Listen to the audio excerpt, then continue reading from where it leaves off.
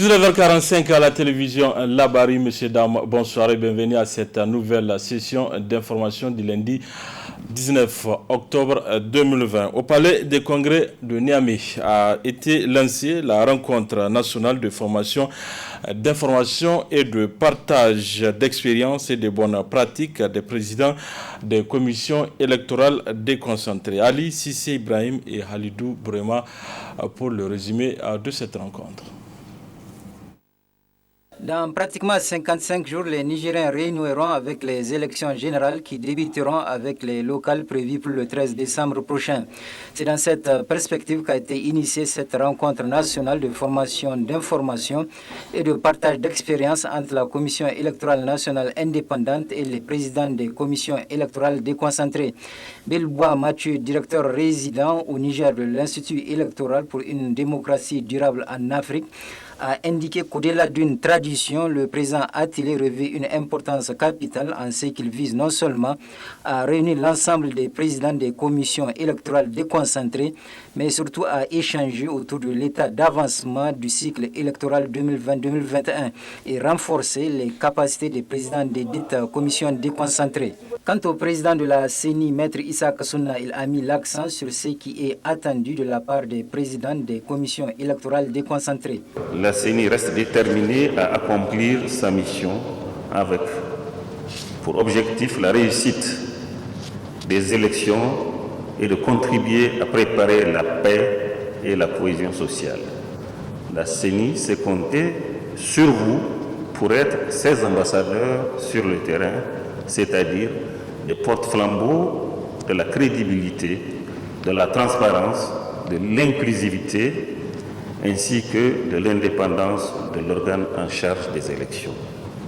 À ce titre, je voudrais vous inviter maintenant à maintenir haut le flambeau, de sorte que toute faille dans le processus ne vienne en perturber le bon déroulement par action ou inaction. Je sais pouvoir compter sur votre sens élevé de l'intérêt national pour relever avec nous les défis. Enfin, le président de la CENI, Maître Issa Kassouna, a exhorté les participants à la télé à suivre avec attention la formation qui leur sera donnée, et cela dans le but de bien conduire les élections qui commenceront bientôt. Les acteurs de la société civile, initiateurs de la manifestation pacifique du 20 octobre interdite par la ville de Niamey, étaient ce matin au tribunal de grande instance hors classe de Niamey pour une plainte contre les autorités municipales.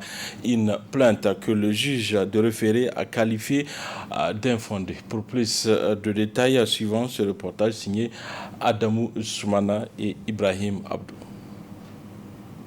Après plusieurs tentatives de jouir de leur droit constitutionnel qu'est la liberté de manifestation, un droit qui s'est vu à chaque fois interdit par les autorités municipales, les acteurs de la société civile, regroupés au sein du cadre de concertation et d'action citoyenne, ont esté la dernière décision de la ville en justice. Une action qui, selon le juge de référé, est mal fondée. Voilà ce que dit le juge de référé à substance. Il a écarté les exceptions d'incompétence et d'irrecevabilité soulevées par la ville de Niamey, parce que la délégation spéciale avec son avocat, ils ont estimé que la Cour devrait se déclarer incompétente et puis notre demande irrecevable. Ok, donc il n'a pas accédé à ça, mais sa décision finalement c'est de dire que notre demande est mal fondée, que donc en fait on n'a pas raison de venir attaquer un arrêté d'interdiction d'une manifestation publique. Vous savez, les manifestations, c'est vraiment un droit constitutionnel. Tous les citoyens sont libres. La Constitution du Niger le proclame. Des instruments juridiques internationaux, régionaux consacrent la liberté de manifestation. Et si on interdit, sans donner des éléments fiable de justification, on peut attaquer. Donc nous avons attaqué, on dit que notre demande est mal fondée. Ça veut dire que pour le juge, c'est comme si on ne devrait même pas attaquer, venir devant lui. Et nous avons, vous le savez, décidé de faire cette manif devant le palais de justice. C'est tout un symbole. Nous avons fait ce choix exprès pour dire justement que dans ce pays, il y a un problème essentiel, que c'est l'absence de la justice dans ce pays-là. Maintenant, la décision qui vient d'être prise nous conforte davantage qu'on ne respecte pas les libertés et qu'il n'y a pas une justice dans ce pays qui protège les libertés publiques, les droits des citoyens. Nous avons fait l'action, parce que si on n'avait pas fait, les gens allaient dire « Ah oui, mais vous n'êtes pas allés devant la justice ». Nous sommes allés devant la justice et voilà ce qu'on nous a donné comme réponse. Après nous avoir refusé, il y a quelques jours, le droit même d'utiliser la justice. Parce que la dernière fois, quand on avait voulu faire le référé, tous les juges qui devaient prendre le référé se sont déclarés hors de la ville de Niamey et c'est pour ça qu'il n'y avait pas eu le référé. Cette fois-ci, tout le monde est là et voilà la décision qui sort. En fait, les gens veulent empêcher aux citoyens d'user de leurs droits. N'est-ce pas? Les raisons évoquées, tout le monde sait que c'est fallacieux. Mais avec tout ça, on n'a pas la décision que nous attendons. Nous sommes profondément déçus. Face à cette décision de justice, ces acteurs de la société civile nigérienne se disent qu'il est essentiel que les citoyens comprennent donc qu'il est de leur devoir, de notre devoir à nous tous, de nous mobiliser pour mettre fin à la situation d'impunité, à l'instrumentalisation de la justice par l'exécutif. Maintenant, il faut que tout le monde se mette en tête que jusqu'à preuve du contraire, on ne va pas renoncer à l'exercice de notre droit constitutionnel de manifester. Et nous allons prendre toutes les dispositions qu'il faut et faire l'organisation qu'il faut pour que prochainement, que la manifestation là puisse se faire sans même au besoin faire une quelconque déclaration. Il est aisé de constater que ces acteurs de la société civile tiennent vaille que vaille à jouir de leur liberté de manifestation. Ainsi, les prochains jours nous édifierons sans nul doute sur les voies et moyens dont ils disposent pour faire fléchir les différentes forces en présence. Quelques jours après la rentrée scolaire 2020-2021, plusieurs manquements ont été décelés par les syndicats du secteur de l'éducation, ce qui a suscité la réaction de Ali Osamna. Il est le secrétaire général du syndicat national des enseignants de base SNEP. Dès qu'on parle de l'entrée scolaire, il y a 3 facteurs à travers lesquels on peut jauger de l'effectivité d'une rentrée scolaire. Le premier facteur, c'est d'abord le déplacement et vraiment la mise en place donc, du personnel enseignant. Et en ce qui concerne ce point-là, déjà, il faut le dire, même la mutation ou l'affectation des directeurs régionaux, la décision n'était sortie que le vendredi passé. Donc ce vendredi, le vendredi 16. Les décisions d'affectation des inspecteurs encore attendent, sans tenir compte des autres affectations au niveau des régions. À la date d'aujourd'hui, le déplacement des enseignants n'étant pas effectif, par rapport à ces facteurs, nous ne pouvons pas parler d'effectivité de la rentrée. De la date du 15 octobre à aujourd'hui, faites un tour dans les écoles, les cahiers n'ont pas été mis encore à la disposition des élèves. Le nouveau programme PEMAC, document qui devrait servir aux enseignants, n'est pas encore à la disposition des enseignants. Déjà au niveau de certaines écoles, les cotisations ont commencé au niveau des parents d'élèves pour amener les parents d'élèves à prendre en charge ce document. Un document qui devrait être mis à la disposition des enseignants gratuitement.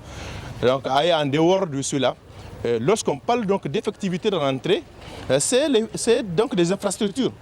À la date d'aujourd'hui, la saison pluvieuse n'est pas terminée. Les classes paillotes ne sont pas encore construites. Et le dernier aspect, c'est par rapport aux conditions de vie et de travail des enseignants. À ce niveau, le mépris du gouvernement de la 7e République continue. Les préoccupations des enseignantes et des enseignants sont là et restent donc sans suite. Par rapport à tous ces paramètres, nous ne pouvons pas parler d'effectivité de rentrée. Et vous pouvez le vérifier sur le terrain. Même si les enseignants et les élèves vont à l'école, l'école n'a pas véritablement commencé. Et nous l'avons dit, et l'histoire nous a donné raison. Et même la quantité de fournitures scolaires qui a été mise à la disposition des élèves ne peut pas permettre aux élèves d'avoir plus d'un cahier. Déjà, les écoles sont nombreuses, où les directeurs d'école, les enseignantes et enseignants ont demandé aux parents d'acheter des cahiers. 5, 6, 7, 8 cahiers seront les écoles et seront donc les classes. À ce niveau, vous voyez, la situation elle est macabre. L'impréparation est totale. Et disons, cela prouve le désengagement donc de l'État, du gouvernement de la 7e République face à cette préoccupation sociale, à savoir l'école publique nigérienne. Une nouvelle application au Niger pour contrôler les accès aux espaces publics. Elle sera mise en application à compter de ce lundi 19 octobre 2020 au stade général Seni Kunche. Désormais, pour avoir accès aux aires du stade, il faut se faire enregistrer au préalable. L'idée émane d'un jeune ingénieur multimédia. C'est dans ce reportage signé Hassan Saleh Mustafa et Aboubakar Souley. Etiquette, c'est la nouvelle plateforme créée par Ibrahim Seini, ce jeune ingénieur nigérien en multimédia et développement qui a pensé à cette application pour contrôler de façon rationnelle l'accès aux espaces publics, à l'exemple du stade général Seni Kunche. Pour accéder au stade général Seni Kunche, il faut aller sur la plateforme www.stadegsk.com, n'est-ce pas? Et sur cette plateforme, on a accès à une application mobile. Cette application permet de créer un profil, n'est-ce pas? Et ça permet également de prendre un ticket électronique. Et la création du profil et la création du ticket électronique sont gratuits. Ça ne coûte absolument rien. Mais c'est une procédure qu'il faut suivre pour assurer certaines choses qu'on veut éliminer dans le stade. D'accord. Donc pour créer son profil, on appuie sur « Je n'ai pas de profil », n'est-ce pas? Ce qui nous amène dans la page de création de profil, n'est-ce pas? C'est-à-dire que pour créer votre profil, remplissez le formulaire ci-dessous. Vous recevrez votre identifiant par SMS. Quand je mets mon numéro de téléphone, je choisis un statut, d'accord? Le statut, c'est un nouveau profil puisque je suis un nouveau client, n'est-ce pas? Et ensuite, je mets ma condition médicale. Si j'ai de l'asthme, de la tension, du diabète, peu importe, n'est-ce pas? Ça, c'est pour que si une personne a des problèmes, n'est-ce pas, quand on appelle le SAMU, déjà qu'on puisse indiquer aux personnes de la santé, telle personne a une condition médicale préalable, donc vous pouvez venir en sachant qu'il est dans cette condition-là. D'accord? Et ensuite, le bouton bleu, c'est pour prendre une photo de soi. C'est-à-dire qu'il faut qu'on ait une image de votre visage. Une fois qu'on a ces éléments-là, vous appuyez sur créer, ce qui va créer votre profil. Ainsi, à compter de ce lundi 19 octobre 2020, tous les usagers du stade général Seni Kunche vont être identifiés avant tout accès sur les aires du stade. Et la procédure est toute simple. Une fois qu'on a son identifiant, sur la même page d'accueil, on va ici pour prendre le ticket. Donc on met son numéro d'identifiant ici. Les étapes sont citées ici. C'est-à-dire que pour prendre le ticket, insérez votre identifiant dans le champ de texte. Une fois que vous mettez votre identifiant ici, la base de données va retourner, faire une recherche et sortir votre photo ainsi que vos détails. Maintenant, une fois que la base de données vous a identifié, là vous pouvez prendre un ticket, n'est-ce pas? 2. Sélectionner le bouton recherche. Ça c'est pour sortir les éléments, n'est-ce pas? 3. Lorsque votre photo apparaît, sélectionnez le champ de texte « Je souhaite ». Quand on vient au stade, on peut accéder au stade uniquement qu'avec un ticket électronique. Le ticket électronique, c'est juste les informations qui sont montrées à la face avec votre photo et les détails ainsi que la date d'aujourd'hui. Maintenant, personne n'a de contact avec vous, parce que personne ne vous touche. Vous montrez tout simplement votre écran pour rentrer. Quand vous rentrez, la machine va prendre la date à laquelle vous êtes rentré, la date et l'heure à laquelle vous êtes entré. Et quand vous sortez également du stade, ça montre la date et l'heure à laquelle vous sortez du stade. Grâce à ça, si jamais on dit que quelqu'un qui a eu le Covid est venu au stade, on peut retourner sur la base de données, n'est-ce pas, et voir toutes les personnes qui étaient présentes au stade en même temps que cette personne infectée. Les personnes qui viennent faire du sport au stade général Seni Kunche trouvent l'application géniale, car elle permettrait de sécuriser au maximum le site. Au-delà, toutes les personnes qui viennent s'entraîner. Je vous assure, nous, cette procédure nous est venue à point nommé. Ça permet non seulement de protéger le stade, mais aussi, surtout, protéger les utilisateurs. Je sens que pour la première fois, le Nigérien va avoir quelque chose qui va vraiment le sécuriser et le mettre en confiance. Le stade aujourd'hui, qui est devenu l'endroit le plus utilisé par les sportifs, va devenir d'ici peu de temps l'endroit le plus sécurisé et le plus sûr pour la population nigérienne et étrangère. Je pense que c'est vraiment une procédure qui va arranger les Nigériens et qui va encore remettre en valeur le stade.